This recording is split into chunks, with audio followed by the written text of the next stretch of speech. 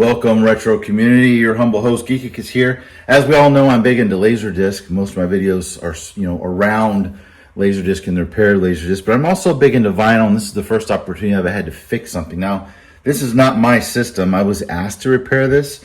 There's a few issues with it. It seems. It says the turntable wobbles, the CD player does not open, and there's a shaky connection on the dial. Might be this one, but we'll see. So those are the three things. That's all I know about it. This is a Crosley CR66. It debuted in the early 2000s, anywhere from $80 to $120.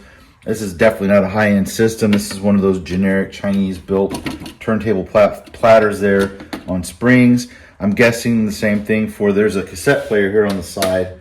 I can take some pictures of, but that's probably the generic mechanism that you can find, the real cheap ones as well.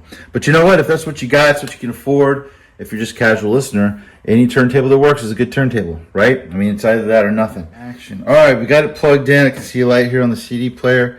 First thing I noticed, because I was doing this off camera, was when you switch it to phono, there's a lot of feedback. That's just going to be should be just some contact cleaner there on that knob. Okay. It's supposed to raise. Now this is an automatic stop mechanism. So when the tone arm gets toward the center label, it shuts off, but it doesn't do an automatic return. Now it's supposed to start. It's supposed to start on its own. Why isn't that starting? Oh, okay. That must be why. I wasn't doing that. So you go all the way here to click it on.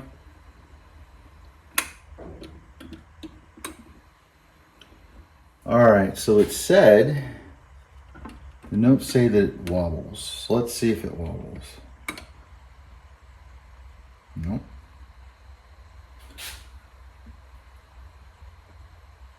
It's on fast speed. It does do 3 speeds, 33, 45, and 78.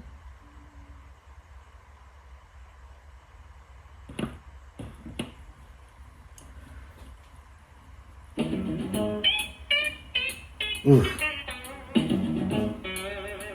That is tinny.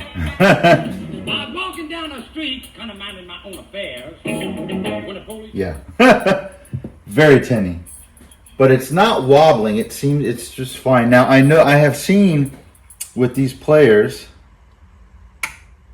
okay, some people load them like this.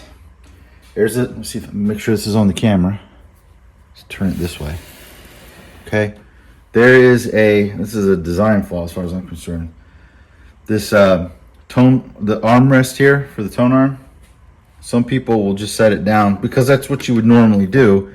And then, oh, now it's wobbling. See, because it's resting on that tone arm. These, you got to kind of slide in like this. That is definitely a design flaw, but it is what it is, yeah. It's not touching the record though, which is good. Okay. So I'm trying to figure out, it says it drags and speeds up. I'd have to listen to the whole thing. It could be, the first thing that comes to mind is the belt is loose, but the belt seems to be okay. I haven't looked underneath it to see if there are any speed controls, so what we're going to do is take this back out. But the belt itself seems to be okay. We're going to lock this tone arm in place so it's not flailing around. We'll take the adapter out because I'm going to have to look at it a little bit. So we'll say problem 1 is solved. And that is that the platter doesn't actually wobble. The owner's probably loading it straight down onto that arm. That's my guess right now. Okay, so the next problem is the CD player does not open. So let's go to CD. Phono. CD is on. And where's the open button? Press the open close button. Yeah, I know. That would have been my first thing. Why don't I see an open close button? Oh, okay. I just can't read. Yep. Not working. Okay. I just got to learn how to read instructions. So There are screws down here. Should be able to see. But I don't know if it would be easier.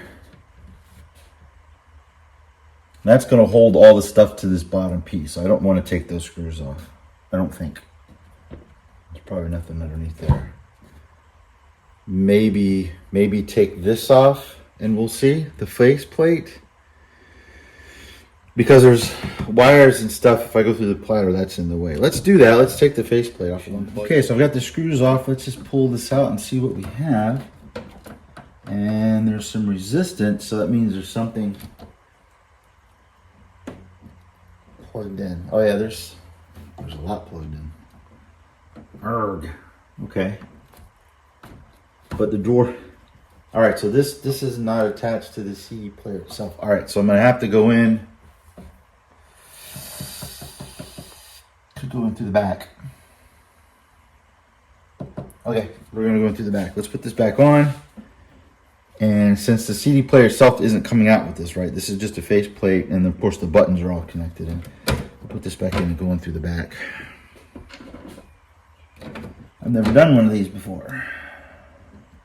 Well, these screws, 4 screws, are holding the whole CD unit in place. It's probably attached to that as well. And the thing is I don't even hear, let's see, it's still plugged in.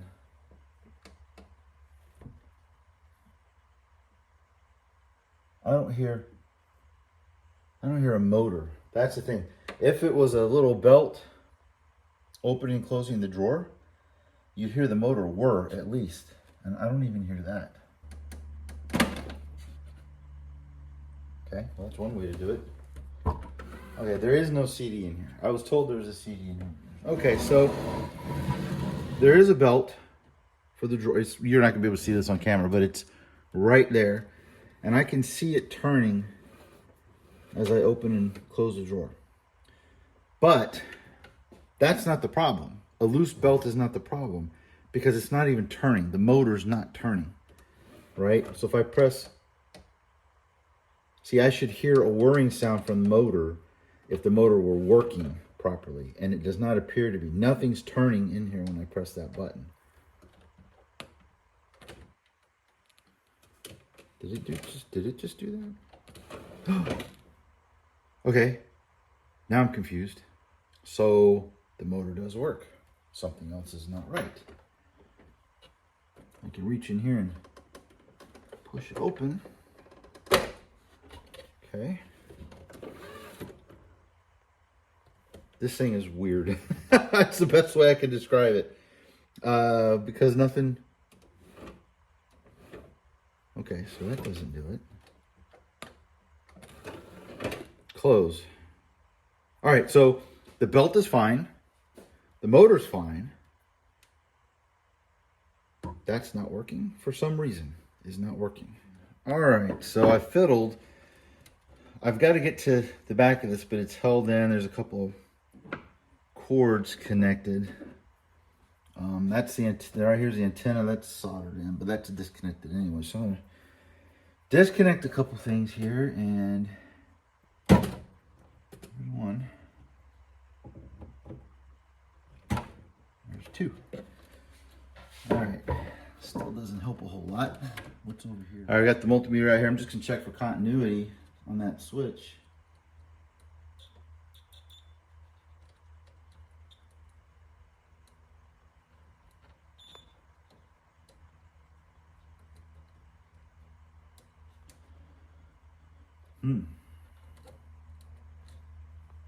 Let's see if any of it works, right?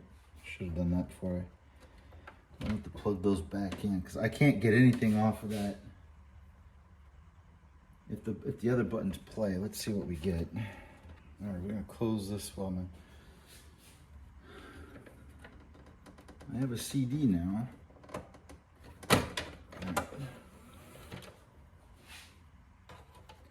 Now that I know I can get open and close. That doesn't work, but we're gonna.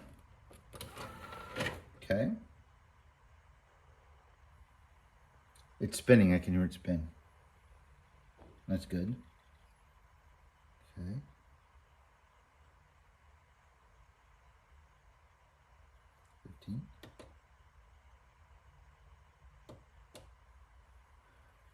Press that a second time.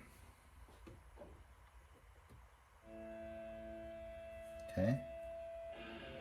Play button works. Forward skip. Backward skip.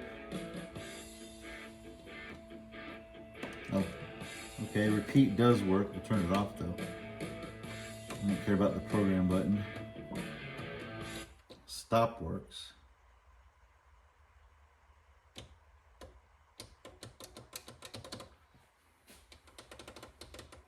I think that's just, it's a bad switch. I'm not getting anything on the multimeter from it. Okay, I'm trying to figure out what it is I'm troubleshooting, right? I mean, process elimination here.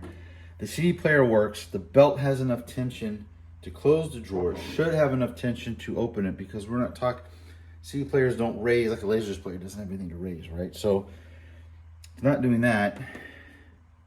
All the functions work except for that one button. I'm not getting any read on the terminals from that button, or at least what I think are the right terminals.